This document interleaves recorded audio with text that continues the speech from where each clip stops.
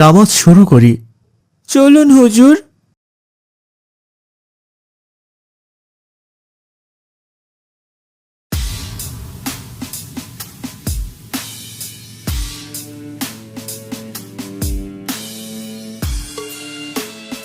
খুব মজা হচ্ছে, তাই না রে লিওন? আরে সাউন্ডটা আর একটু বাড়িয়ে দিলে আরো মজা হতো।